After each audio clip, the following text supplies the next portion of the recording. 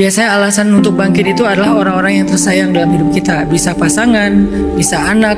Itu yang bikin kita kuat. Itu yang bikin kita bertahan. Bahkan sampai bisa survive atau bangkit dari sebuah keterpurukan.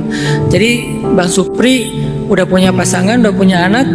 Artinya sebetulnya udah punya alasan yang sangat cukup untuk tegar, tabah, bertahan.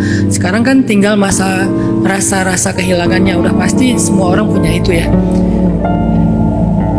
Bahkan dulu ketika saya kehilangan ibu dalam musibah tsunami, yang bikin saya punya rasa guilty feeling sampai sekarang itu adalah 6 bulan sebelum tsunami harusnya saya udah pulang ke Indonesia.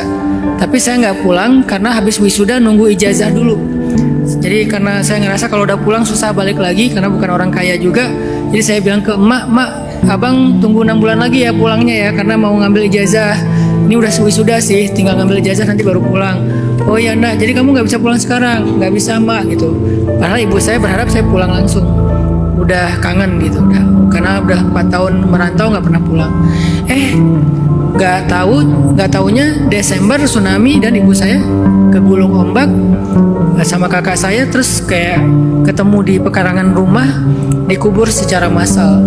Itu tuh harusnya saya bulan Januari udah pulang, karena bulan Januari awal tuh beres ujian langsung dikasih ijazah.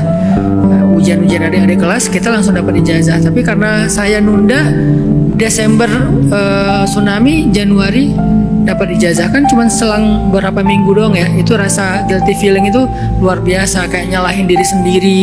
Kalau aku pulang mungkin aku udah sempat untuk nyenangin ibu walaupun sebentar dan segala macam. Nah itu rasa itu nggak mungkin nggak ada, pasti ada lah. Apalagi pengen membahagiakan emak. Ini ceritanya Supri dari kecil, emak itu yang berjuang membesarkan mereka dari kehidupan yang sangat sederhana, susah, tapi anaknya jadi semua, sukses semua secara pendidikan dan mungkin finansial juga insya Allah. Pasti ada rasa pengen membahagiakan setelah masa-masa beratnya ibu berjuang. Tapi tahukah kita, Allah lebih tahu bagaimana membahagiakan orang yang kita sayangi daripada kita. Kita berbaik sangka sekarang ibu itu udah dapat taman-taman surga di alam kuburnya, Supri. Karena kuburnya orang beriman itu raudhah min riyadil jinan, taman di antara taman-taman surga. Maka ibu itu lebih bahagia di sana daripada di antara anak-anaknya kalau menurut Allah. Cuman kita sebagai anak-anak dan keterbatasan kita merasa bahwa dia lebih layak bersama kita daripada bersama Allah. Allah lebih tahu dia lebih layak di sisi siapa. Setelah dia lelah berjuang, kemudian dia bahagia anaknya udah pada sukses, sekarang anaknya harus berbagi cinta dengan keluarganya masing-masing. Saatnya ibu bahagia di sisi Allah, dan itulah cara Allah yang terbaik buat ibu. Nah sekarang pertanyaannya, gimana cara berbakti pada ibu? Sederhana, doa, ziarah kubur yang sering, beramallah dan niatkan untuk ibu juga. Setiap ngaji, setiap sedekah, setiap melakukan kebaikan.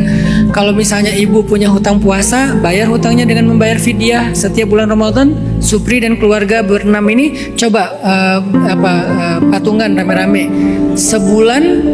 Kan kita nggak pernah tahu ya, orang tua kita dulu karena mungkin belum terlalu kenal agama, pernah ninggalin puasa karena dia mungkin apa, atau mungkin ninggalinnya karena haid tapi nggak sempat dibayar karena satu dan lain hal. Nah kita anak-anaknya tuh dihitung aja secara garis besar, nggak perlu detail juga. Saya setiap bulan Ramadan pasti ngebayarin puasa ibu saya dengan bayar fidyah full sebulan.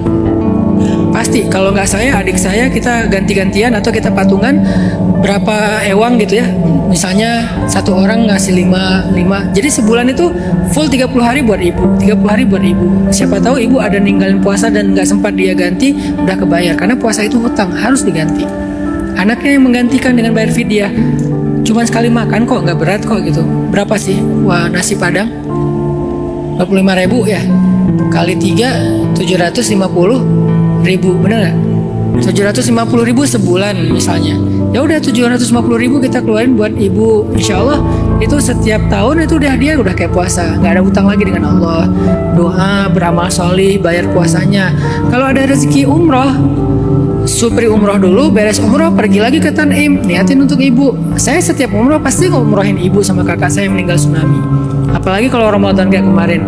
Kan umroh Ramadan lebih utama kayak haji kan. Itu saya umroh sendiri dulu, kadang-kadang malah nggak umroh sendiri lagi karena saya udah sering umroh ya, berangkatnya ya niatin aja buat ibu. Nanti setelah ibu saya berangkat lagi ke mikotnya buat kakak, setelah buat kakak buat ayah. Jadi saya sering bolak-balik umroh karena mengumrohkan orang-orang yang saya sayangi. Itu cara kita bahagiakan mereka di akhiratnya. Bagaimana kalau misalnya sering keinget pas lagi sholat?